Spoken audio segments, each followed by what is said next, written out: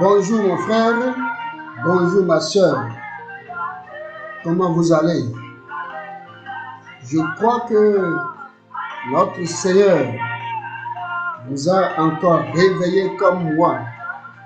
Vous avez le souffle de vie qui est en vous. Je crois que vous êtes plus que jamais debout. La vigueur, la force de Dieu vous sont renouvelées. Je bénis le Seigneur pour notre vie. Au nom puissant de Jésus de Nazareth. Je bénis Dieu pour les familles, pour toute l'Église. Que le nom du Seigneur soit béni. Bonjour à notre pasteur, le révérend Maître Basile et son adjoint. Bonjour aux merveilleuses mamans qui sont avec nous. Que le nom de notre Seigneur soit béni. Ce matin encore, nous sommes là dans la dévotion matinale. Bienvenue donc à Matin de Grâce. Bienvenue à Matin de Grâce, une émission qui passe tous les jours, du lundi au samedi. Aujourd'hui, nous allons lire dans le livre de Psaume le 143, verset 8,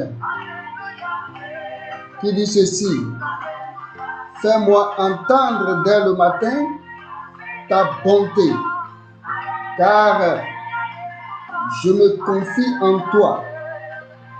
Fais-moi connaître le chemin où je dois marcher, car je lève à toi mon âme.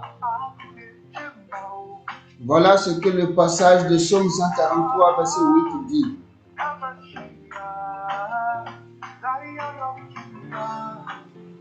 Ah bon, donc, prier le matin permet donc de chercher la volonté de Dieu pour la journée. Parce que le psalmiste, nous avons entendu ce qu'il a dit. Fais-moi entendre dès le matin ta bonté, car je me confie à toi. Les matins, nous devons nous confier à notre Dieu avant de sortir. Ça, c'est un secret. Je bénis le Seigneur pour ce passage. Le psalmiste dit, fais-moi connaître le chemin où je dois marcher. C'est fondamental de savoir par où marcher dans une journée. Alors, nous avons fait le bon choix d'être à Matin de Grâce. Nous avons fait le bon choix d'être là pour connaître le chemin sur lequel partout nous allons fouler aujourd'hui. L'orientation du Saint-Esprit est là pour nous donner les directives, car nous levons vers Jésus notre âme. Nous levons notre âme vers Dieu. Que la grâce du Seigneur nous soit renouvelée encore ce matin. Saint-Esprit de Dieu, prends contrôle ce matin encore de ces minutes. Merci de le faire au nom puissant de Jésus de Nazareth. Alléluia.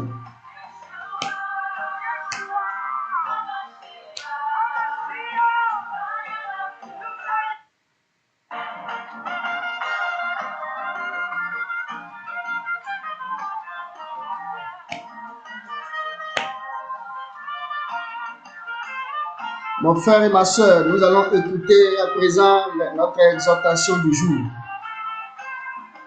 Nous allons toujours demander à notre fidèle compagnon Nathaniel Bazé, c'est ça, non? Nathaniel, de nous lâcher le temps que nous puissions écouter une portion de la parole de notre Père. Alors nous sommes encore dans le livre, toujours dans le livre de Psaume. le psaume 51, verset 10. Psaume 51, verset 10. Crée en moi un cœur pur, ô Dieu. Crée en moi un cœur pur, ô Dieu. C'est tout. Crée en moi un cœur pur, ô Dieu. Alors, c'est une détresse. C'est une détresse. On voit quelqu'un qui est assoiffé. Il est assoiffé de quelque chose. Il veut avoir un cœur pur.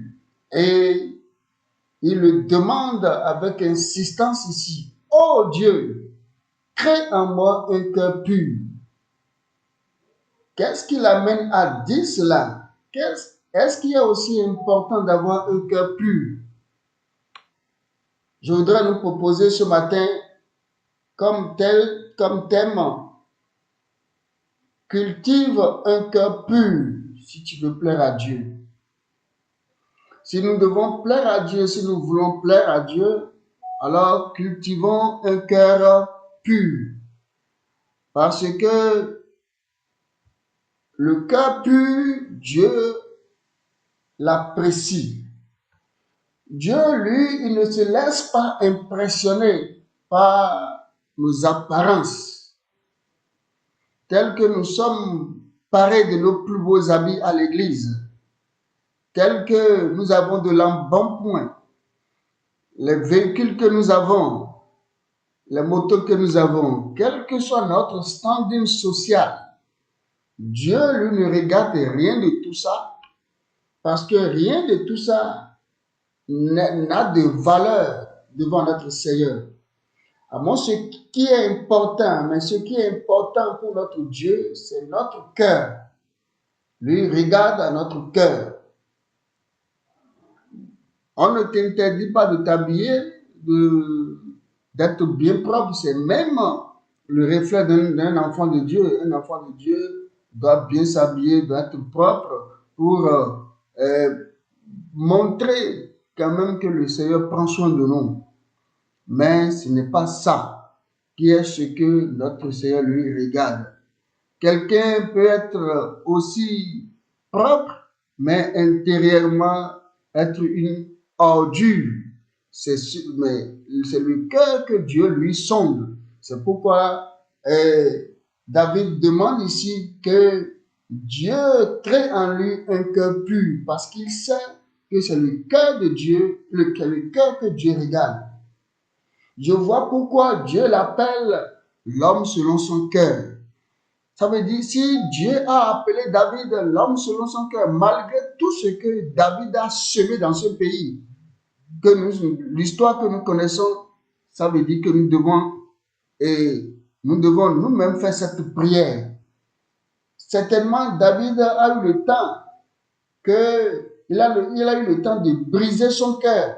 Et quand Dieu a désormais regardé le cœur, il voit que réellement celui-là est digne de lui. C'est pourquoi il a apprécié. Nous aussi, nous devons faire la même chose. Nous devons demander à Dieu de briser notre cœur afin que désormais nous ayons un cœur pur. Nous devons avoir un cœur pur. Dans le livre, dans Matthieu, le chapitre 5, verset 8, la Bible dit « Heureux ceux qui ont le cœur pur, car ils verront Dieu. » Vous voyez pourquoi David réclame avoir le cœur pur.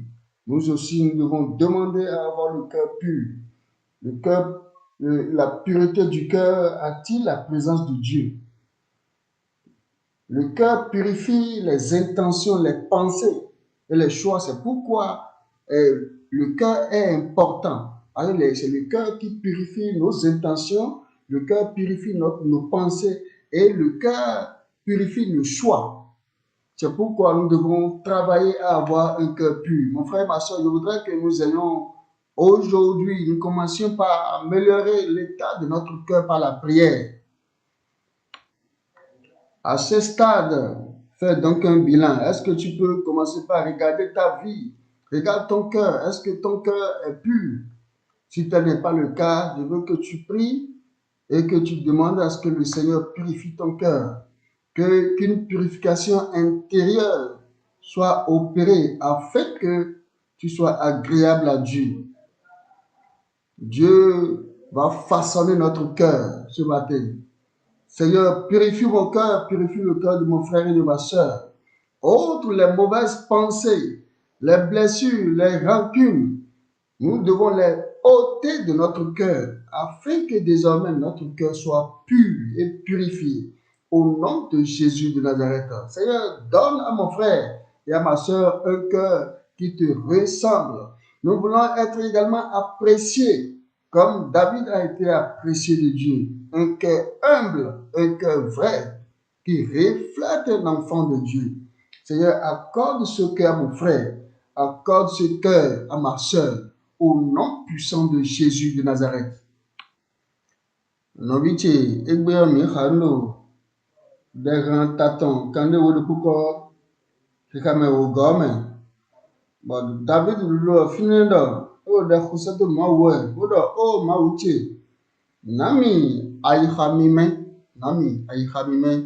bondo, mu bilomo adunanya pon mau mbohun, bo tempon, bo bio ayihamime mon koton, na, bonu ehatenu ayihamime, do mawo, eno pon agbaza mi tan, le de mi ba chosa nu mi do kan e singbo mi ba e monto mi do e, le ayihon ke anu mi bon e, mawo no pon alo, ayiha gongon mi tome ne ayiha trekati mi no me anukunu mawo ne ton David do yi irisa siaye nu to boy David bloye kanjo e ban loton wene mawo karale ime bo eye pagbena beto ayiha emi tonton lonne e pacha ache David ka o de ho fi bodo akuna e nami ayiha me un dandanon dene hoe ewasimbo ayiha ton nyanya on egba ayiha yane si bodo mo ayiha yo pon mawe Mathieu si o mamele su tatan tantango edo mende bodo ayiha mime me mada ayiha nyonu medo ayiha mime do me monkoto ina mo mawo yepo mi jona mo mawo ache ayiha mi ton kamea mendo ayiha mime me ne wo kwingbe mawo mo gbe ne me no biche ndo mo mina bio ayiha mime monkoto do ayiha ino le lilewe ayiha mewe nule dosi namblo ayiha me no gosi unu ayiha mi ton weo taglo mi ton me lona we ewozon tandameo mina bio ayiha we monkoto ewozon hode bodo mawo nawe bo na ilomo ayiha mime mawo bisno pagbena ye bonu okwekwe ko le ha mi ton me liye le ha mi ton me apa mi ko do mi wu be mi bo mi hen ko mele mi de la bisesi ona ayiha mi ton enyo ponu mawo ano mawo na mi ayiha mime ayiha diwe ayiha wa ma lo pe pa ye ko de gbo mawo je si koma mawo se de mi ton do yin ko Jesus Christ me wa mi na la Corinthe lesi yo ma we go tatan atongo game te afotonku we go 2 Corinthiens le chapitre 5 verset 17. C'est ça nous allons déclarer aujourd'hui sur notre vie. Tu diras, je suis une nouvelle créature en Christ. Je suis une nouvelle créature en Christ. Le passé n'a plus de pouvoir sur moi. Je suis une nouvelle créature en Christ. Le passé n'a plus de pouvoir sur moi. Bonne journée et à demain.